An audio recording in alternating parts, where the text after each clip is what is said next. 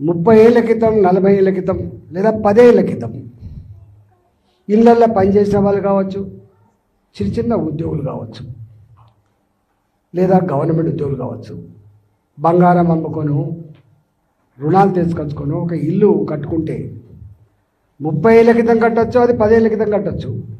ఇవి అక్రమం అని కూల్చేసే అధికారం నీకు ఎవడిచ్చిండ్రు అనేది మన ప్రశ్న. మన ప్రశ్న హైడ్రాక్ వ్యతిరేకంగా 10 కాకపోతే 100 పెట్టుకో, 10 కూల కొట్టుకుంటా అంటే నీ కూల కొట్టుకో, 1000 కూల కొట్టుకో, మాకేం బాధ లేదు. కానీ మా రెక్కల కష్టార్జితం ఇది. ఏ కుటుంబానికైనా 2 ఆశయాలు ఉంటాయి. ఒకటో ఆశయం ఏముంటుందంటే, నేను చనిపోతే అనాథ శవంగా రోడ్డు మీద ఉండద్దని, నాకు ఒక ఇల్లు ఉండాలి, నాకు ఇల్లు ఉండాలనేటువంటిది ఉంటుంది. ఎవరికైనా మొట్టమొదటి సెంటిమెంట్ అది. తదుపరి ఒక మంచి ఉద్యోగం ఉండాలి అని ఉంటుంది, టెన్షన్ లేకుండా బతకాలి ఉంటుంది. అట్లాంటి ఇల్లు కోసం, ఆ సెంటిమెంట్ ఇల్లు కోసం ఇంత కష్టపడి ఇల్లు కొనుక్కోవడము, భూమి కొనుక్కొని కట్టుకోవడం చేస్తే 20 ఏళ్ళ తర్వాత, 30 ఏళ్ళ తర్వాత, 10 ఏళ్ళ తర్వాత ఇది అక్రమం అని చెప్పి నోటీస్ ఇచ్చితే వానికి ఏం కాదు, వాడు ఇచ్చిపోతాడు వాడు.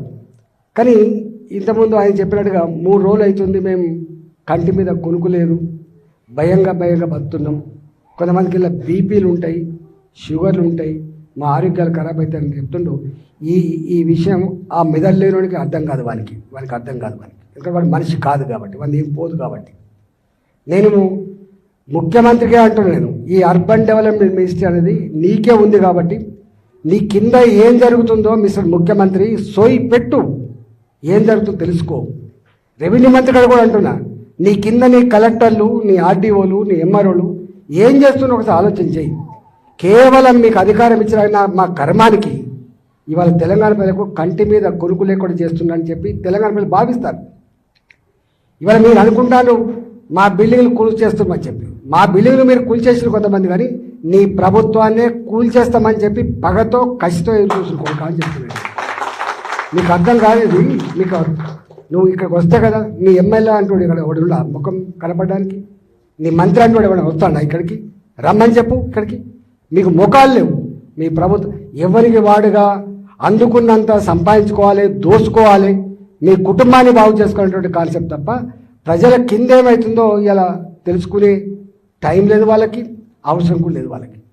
ఇవాళ నేను మొన్న రంగనాథ్ గారిని కూడా కలిసిన ఒక ఆఫీసులో, ఇక్కడ ఈ జిల్లా మంత్రి శ్రీధర్ బాబు ఉంటే కలిసి, ఎందుకు కూలగొడుతున్నారు, ఎప్పుడైనా ఇల్లు కూలగొట్టోడిని ఏమంటారు అని అడిగినాను. ఇల్లు కూలగొట్టే సెంటిమెంట్ అది మీకు తెలుస్తుందో, మీరు కూలిపోతారని చెప్పాను. ఇవాళ మేము ఎక్కడ ఇల్లు కూలగొడతలేమని చెప్పారు. ఎక్కడ ఇల్లు కూలగొడతలేమని చెప్పి మళ్ళీ గదే పద్ధతిలో నోటీస్ ఎందుకు ఇచ్చినట్టు నోటీసులు? ఇల్లు కూలగొట్టే ఆలోచన లేనప్పుడు ఎందుకు ఇచ్చినావు రా నువ్వు నోటీస్ అని అడుగుతున్నారు వాళ్ళు. ఈ నోటీస్ వటికనే ఇట్లా పడేయడానికి ఇచ్చినవాను, వటికనే జోక్ ఇచ్చినవాను. ఈ నోటీస్ అనేది నువ్వు ఇచ్చిపోతావు జోక్ అనే కొడుక, ఇట్లా కాగితం అని చెప్పి ఇచ్చిపోతావు, కానీ కంటి మీద కొనుక్కు లేకుండా అయింది కదా ఇక్కడ. అందువల్ల నేను ఒకటే ఈ సందర్భంగా మీకు మాటిచ్చిపోతున్నా, ఇవన్నీ వరుస పెట్టి ఉండే. ఇప్పుడు మధ్యలో రోడ్డు ఉన్నది, అటుపక్క బిల్డింగ్లు, ఇటుపక్క బిల్డింగ్లు.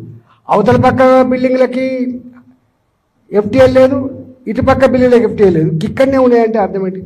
ఎవడు రియల్ ఎస్టేట్ వ్యాపారం మాకు తెలియదు, ఎవడు కాగితాలు ఇచ్చిండో, ఏ ఎంఆర్ఓ గాడిచ్చిండో మాకు తెలియదు, ఏ ఆర్డీఓ అంటోడు సంతకం పెట్టో మాకు తెలియదు. అప్పుడు ఏ కలెక్టర్ ఉన్నాడో మీకు ఎరక. ముక్కు నేలకడాల బిడ్డ అనుకుంటున్నావు. కానీ ఎవడైతే ఈ భూములు పట్టా భూములని, ఈ భూమికి సర్వే నెంబర్లో ఉందని చెప్పి ఎవడైతే ఇచ్చిండో వాడి ముక్కు నేలగాలి. ఫస్ట్ గుర్తుపెట్టుకోండి. మేం కాదు, మేము కొనుక్కున్నాం, అనాకులో మేము కొనుక్కున్నాం. ఆనాడే కనుక మేము కొనుక్కున్నప్పుడు ఇది ఇల్లీగల్ అని చెప్తే మేము ఎవడో కొనుక్కుంటాం కాదు. ఇవాళ అన్ని కాగితాలు మీరు ఇచ్చి అమ్ముకుంటలకు అంతగా అండగా ఉండి అన్ని పర్మిషన్లు మున్సిపాలిటీలలో ఇచ్చి ఇవాళ ప్రాపర్టీ ట్యాక్స్తో సహా కట్టుకొని ఇవాళ వచ్చి ప్రశాంతంగా ఉంటున్న కుటుంబాలలో చిచ్చు పెట్టే, ప్రశాంత కుటుంబాల్లో అగ్గి పెట్టేటువంటి అధికారానికి ఎవడిచ్చిండ్రా అని చెప్పి అడుగుతున్నది ఇలా.